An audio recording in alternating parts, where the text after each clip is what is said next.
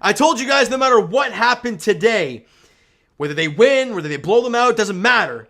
This will be staying on my head because I want to see it consistently. And until I do, this is going to be staying on my head. Let's be honest. If they start reaming off some wins after I'm wearing this bucket, it ain't coming off. Talk about a game where you hang on for legit dear life. The Blue Jays win 4-3 over the Cincinnati Reds, and there were multiple chances late that somehow the Blue Jays get out of, and they win a ball game. Bo Bichette returns to the lineup, and they showed before the game the stats of the Blue Jays offense with Bo Bichette in the lineup and then without Bo Bichette in the lineup, and man, oh man, are they skewed. It is nuts. It really is. Sorry, guys, I'm a little leaking over here because I'm sweating because this game was stressful.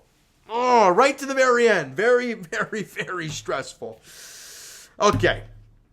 So with Bo Bichette back in the lineup, you're hoping the offense can get things going, maybe light a fire under these guys. Davis Schneider gets back into the lineup, and I did some math.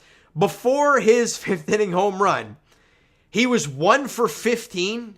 1 for his last 15, I believe. I could be wrong. Could be a number or two off there. But 1 for 15 with 10 strikeouts since the Boston series. It's pretty bad. It's really bad. But anyways, we go to the top half of the fourth inning, excuse me. And first two guys get out. You're thinking, here comes another quick inning for the Blue Jays offense. It can't get squat going. Kevin Biggio rips one past the second baseman for a base hit.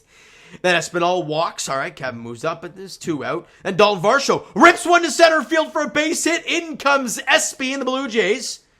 It's Kevin Biggio, comes in to score. And the Blue Jays lead at 1-0. Awesome stuff. Then Whit Merrifield single to right field. In comes Espy, and the Blue Jays lead at 2-0. All right, good stuff. Bo Bichette singles to center field. Varsho comes in to score. Jays lead at 3-0. Albeit all singles. You'd like to see some extra base pop, but who cares?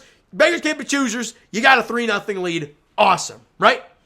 And if you watch my videos in the past, you know I've just pounded the topic of when you score runs, you want a 0 in the next half inning. Chris Bassett has just carved them up in the first 3 innings. Bottom of the 4th inning, though, TJ Friedl goes deep. It's 3-1. Then he walks Matt McLean. Then Ellie De La Cruz drills one to right field. And the carousel begins. The circus begins. Goes off the wall. Kevin Biggio, a horrible read off the wall. It goes by him. And Ellie De La Cruz is quick. Now McLean's rounded third because of the misplayed ball. He comes in to score. Kevin Biggio and Kevin Kiermaier look at each other like, are you going to grab it or am I going to grab it? And then finally Biggio's like, I'm going to go grab it. And then he finally picks it up. Airmails Espinal. No one's backing up the play. Ellie De La Cruz scores in the inside the park home run or triple with an air. What the hell was that? The story of this Jays team this year is they haven't been able to hit, right? Well, they got 3 runs in the first half inning, at the top half of the 4th. In the bottom half, your defense craps themselves. And we're tied at 3. I walked downstairs and I had enough at that point. I'm tired of watching this team and stressing out left and right.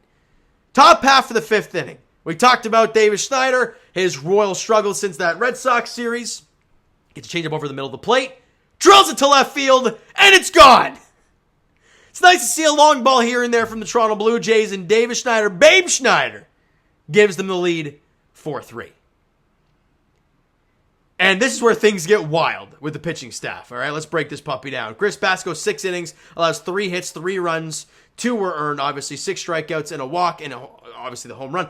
Other than like a 3-batter stretch, he was awesome. Only had 3 hits over 6 innings. Problem was, 3 runs came across the score. Trevor Richards goes out there for Bassett does pick up the win. He's now 12-6 on the year, so congrats to him. Trevor Richards goes out there for the first time since being back off the IL. Him and Bo Bichette obviously got brought back up together. And he gets the first out, but then allows back-to-back singles. A bloop single, and then a single just past the diving Bo Bichette at short. 2 on, 1 out. They go back to the bullpen for Tim Meza. He gets 1 big out. Massive. Then he walks the bases loaded, the number 9 hitter, to load the bases, to bring up TJ Friedl. Top of the shop. Not good. But then he gets him to end the inning. Oh, boy. I can't remember how it was, but my God. Meza finds a way to get out of that inning, and the Blue Jays still lead at 4-3. He goes 2/3 of an inning, allows a walk and a strikeout, nothing more. Jordan Hicks goes out there and was remarkable. After allowing the home run shot yesterday off a sweeper, and Joey Votto hit his sweeper to the warning track, Jordan Hicks and the Blue Jays are like, you know what? Enough of this nonsense. Here's my two-seam, my best pitch. See what you can do with it. And the answer to that was the Reds could do nothing with it. Absolutely nothing.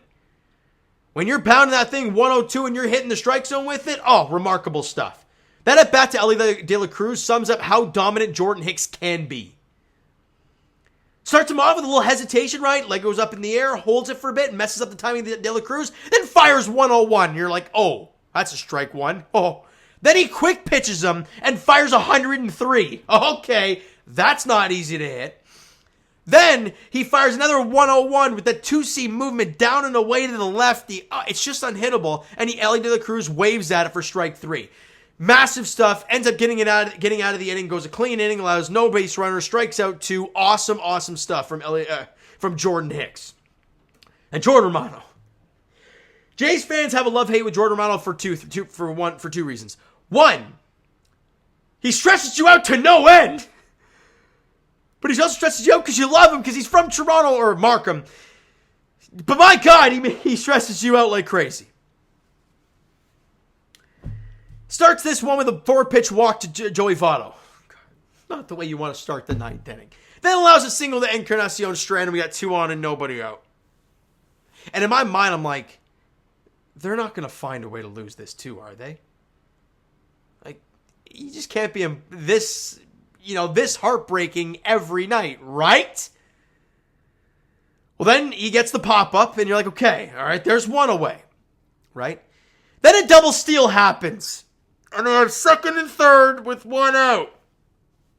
But then he strikes out Tyler Stevens with a 99-mile-an-hour fastball at the top of the zone. Massive pitch for Jordan Romano. Then ground ball to Chapman on to first. Ball game. Oh, my God. No matter if you win or lose with this damn team, they find a way to stress you out. It's crazy.